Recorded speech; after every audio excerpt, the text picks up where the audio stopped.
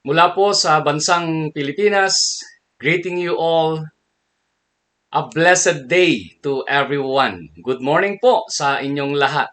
Once again, we honor and glorify the name of our Lord today for providing this beautiful day, a day for us to celebrate God's goodness in our lives. Amen? Tunay nga ng ating Panginoong Diyos ay napakabuti po niya.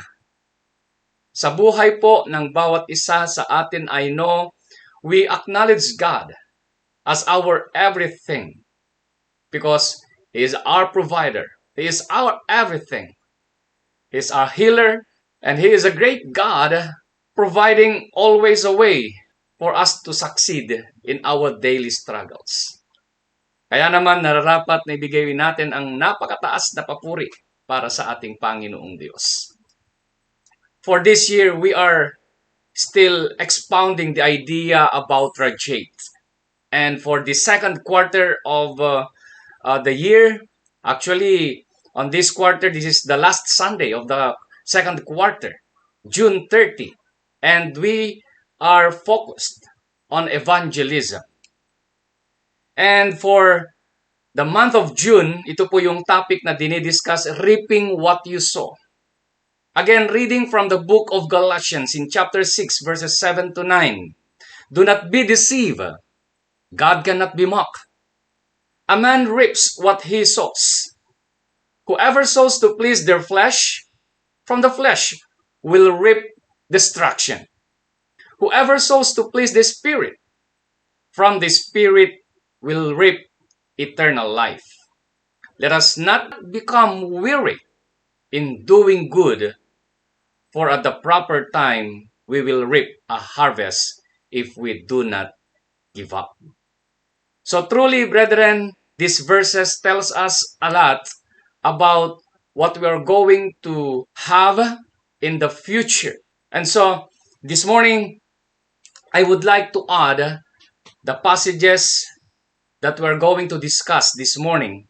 In Luke in chapter 15 in verse 7, just so, I tell you, there will be more joy in heaven over one sinner who repents than over 99 righteous persons who need no repentance. I repeat, just so, Jesus said, I tell you, there will be more joy in heaven over one sinner who repents than over 99 righteous persons who need no repentance. Also, from the writings of King David in Psalms 126 in verses 5 and 6, those who sow with tears will reap with songs of joy. Those who go out weeping, carrying seed to sow, will return with songs of joy, carrying sheaves with them. May the Lord bless the reading of these scriptures. And this morning, I would like to discuss with you, brethren, about the tears of joy. So truly, with these verses, with one soul, natatanggap sa ating Panginoong Yesus, there will be tears of joy. Using then the life of a shepherd this morning as our guide, as our focus, in discussing about this topic, tears of joy. There are tripartite ideas on the tears of joy. May we take a look on this. The first idea is the shepherd's sorrow. The shepherd's sorrow. Why? There will be sorrow in the life of a shepherd for one lost sheep. Much more kung kaluluwa na ang nawawala. Much more if the church will be lost because there is no shepherd. Because maybe the shepherd is so relaxed. So with the idea of this sorrow coming from this shepherd, nakikita niya kasi that this sheep, he considered them as his personal possession. He has been given the task to take care of this sheep. And this shepherd considered them as his personal possession. Not only personal possession, but a prized possession. Of course, binili mo yan. Halimbawa, napakamahal, no, ng tupang iyan. And not only a prized possession, but of course, a precious possession. Napakahalaga sa isang pastol yung buhay ng bawat tupa na inaalagaan niya. Parang sa church lang din. To us, pastors, to the elders and officers of the church, napakahalaga mga kapatid ang kaluluwa ng bawat isa. And so, there will be great joy in our part kapag may mga nababautismuhan.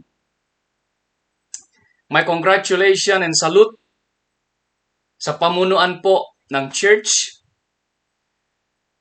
sa mga nakikita kong mga baptisms, schedules of evangelisms.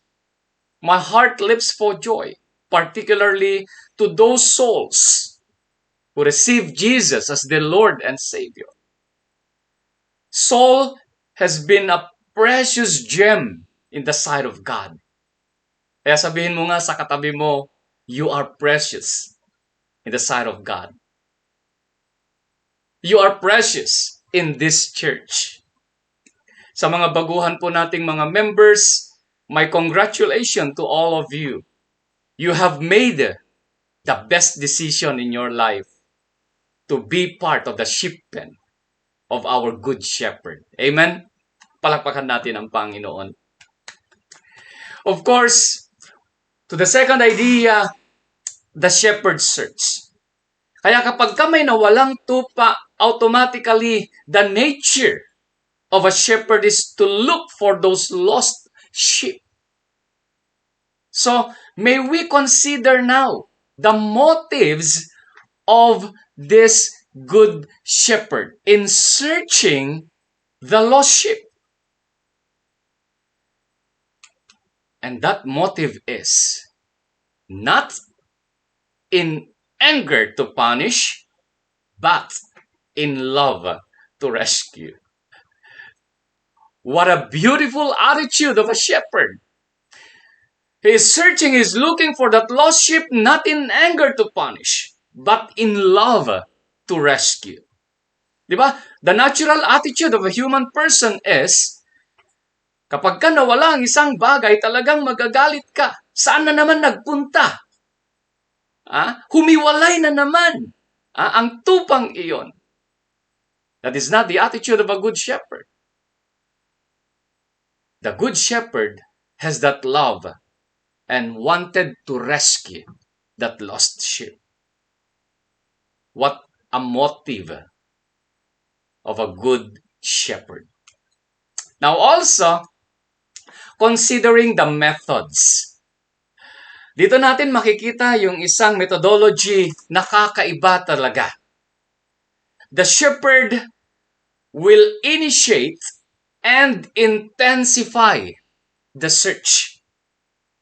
He is not sitting somewhere else to that 99 sheep, but initiating to move, to act, para hanapin yung lost sheep na iyan.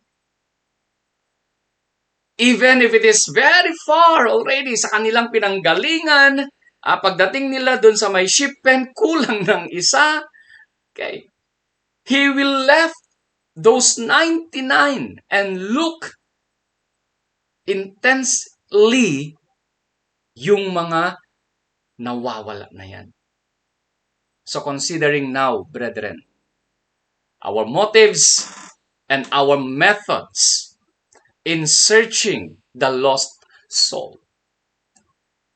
Katunayan, on the Father's Day, on the celebration of the Father's Day, may dalawa ring kabataan, kaluluwa, who accepted Jesus as their Lord and Savior. Napakasaya. Most particularly in heaven. our Heavenly Father, the angels, are rejoicing because of this lost and found souls. Amen? So, the Good Shepherd will search in good motive and in the best method that he can. He initiates and intensifies the search. Of course, idea number 3, the shepherd's success. Because he moved, meron siyang ginawa, here comes the rewards, the success. And with this, as he locates the sheep, he lays hand on them. Our nature as human beings, sometimes, pagka nagkamali yung ating mga anak, there is something wrong na ginagawa po natin. Like for example lang po, tumakbo yung anak mo, then nadapa siya. What is our immediate action? Sometimes, andun yung action natin na tatakbuhin natin siya, patatayuin. But there are also actions na kakaiba. Imbes na tulungan mo siyang tatayo, pinalo mo pa. Right? Diba? The shepherd has this different kind of heart. Showing yung love talaga to rescue. Not in anger to punish, but laying a hand on that sheep and lifting up. And he lugs the sheep at home. As you can see dyan sa picture, ganyan ang ginagawa ng Good Shepherd when he found that lost sheep. O, di ba napakasaya? And the picture, brethren, that I would like to share you this morning is to the church, to the leaders of the church, particularly to the pastor. This is the mission of the church. This is the objective of the church. To find, to seek, to locate these lost souls, to search these lost souls.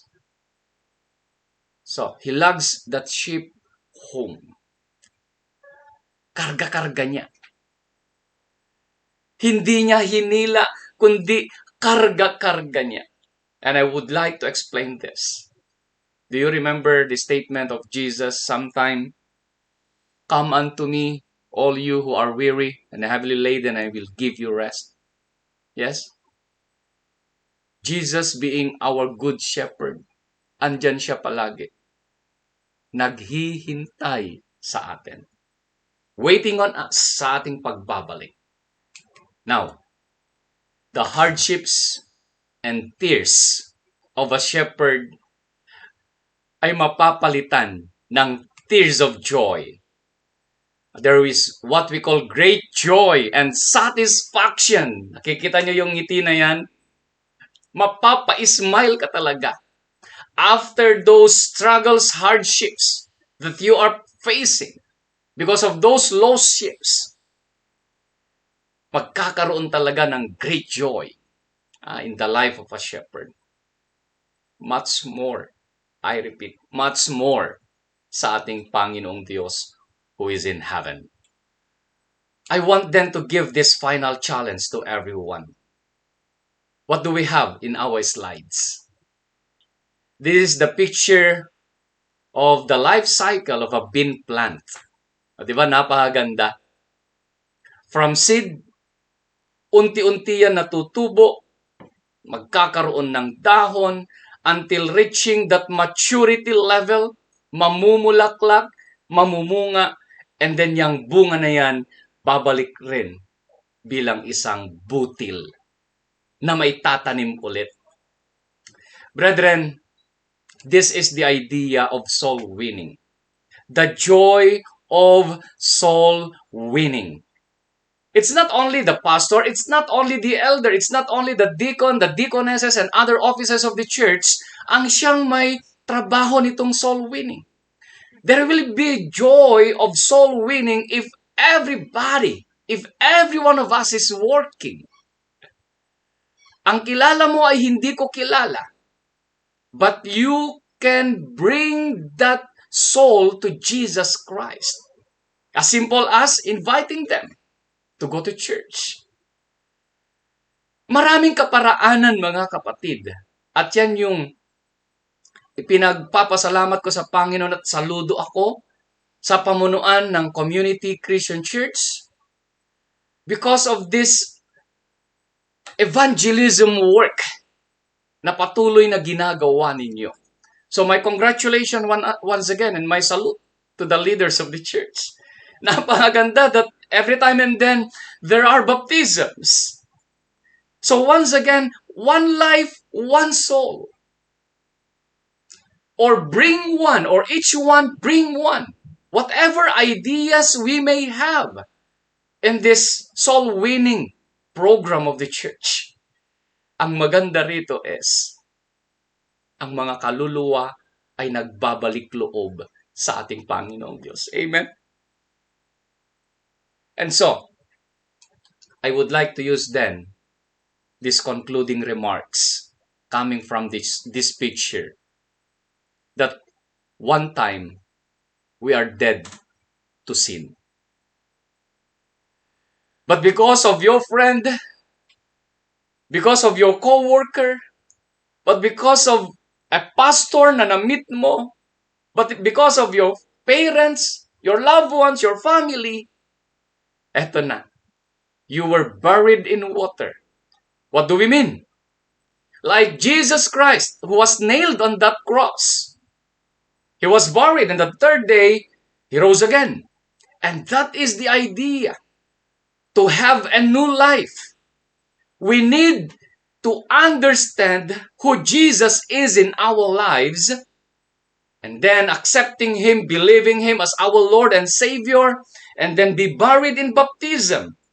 You know, tuwang-tuwa ako because in the celebration of the Father's Day, by the way, happy Father's Day po. June pa lang, last Sunday of the month. Happy Father's Day po sa inyong mga ama na nandyan. God bless everyone. So tuwang-tuwa ako, last Father's Day celebration, there are 2 souls, mga kabataan na tumanggap din sa ating Panginoon as their Lord and Savior. At first din na naggamit yung baptistry ng church na katatapos lang. So, God is so joyful dahil sa mga kaluluwang ito na nagbabalik loob sa Kanya. So tapikin mo yung katabi mo. Salamat dahil soul winner ka. We have a mission, brethren. We have a mission. In becoming a Christian, hindi po tayo tinawag ng Panginoon to sit down in the church. We are called by the Lord with a certain task.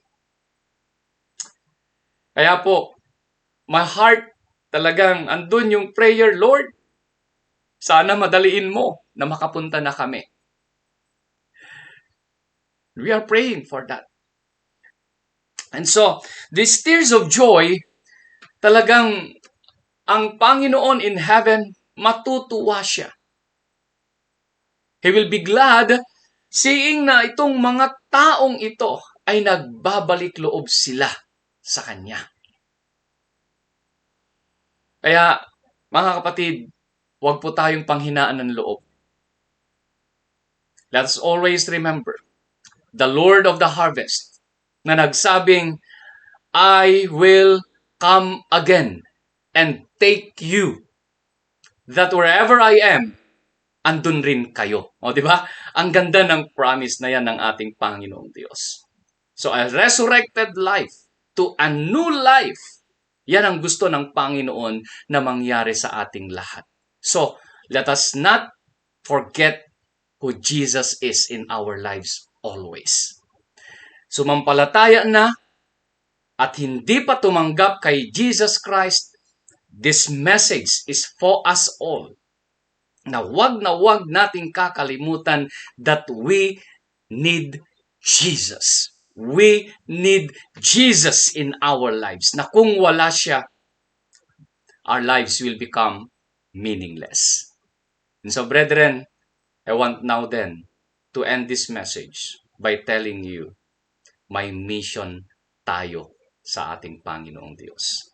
Mahirap man, pero hindi tayo pababayaan ni iiwanan ng ating Panginoong Diyos. And so, brethren, I would like to leave this message to all of you. There will be tears of joy for every single soul na magbabalik loob sa Kanya. So pwede nating sabihin, Lord, may I be an instrument in bringing souls to you. God bless everyone. And thank you for the opportunity of sharing you once again the message of the Lord. May I request everyone then to please stand as we pray. Our loving God and Father, Lord, we humbly come unto you this moment, thanking you for your message. Thank you, Father God, for these ideas na ang isang pastol ay malulungkot siya sa pagkawala ng kahit isa man lang na tupa na kanyang inaalagaan. Thank you for the idea of searching this lost sheep with a good motive, with the right methods. We thank you, Father God, for the successes that you are always giving, providing for the shepherd, Father God, who is looking for that sheep. Na inihalintulad din namin ngayon sa aming mga buhay, Father God, that we are like a good shepherd, looking for those lost souls. Na naintindihan po namin this morning that this is not only the task of a pastor, but a task of everyone. This is the mission of every believer. And so, Father God, may I then request and ask for your guidance, for the power of your Holy Spirit to work in us, for us to become a successful soul winner. Truly, your name will be glorified if one soul is being found and returned unto you. And so, Lord, I'm praying now for Community Church of Christ, for your blessing. May you pour out, Lord God, your blessing from the church leaders down to all the members of the church. Thank you so much, Father God, sa patuloy na pagbibigay mo po ng tagumpay sa lahat ng aming mga ginagawa. Purihin ang inyong dakilang pangalan. And this is our prayer in Jesus' mighty name. Amen and amen. Okay, purihin po ang Panginoon and God bless everyone. Maraming salamat po.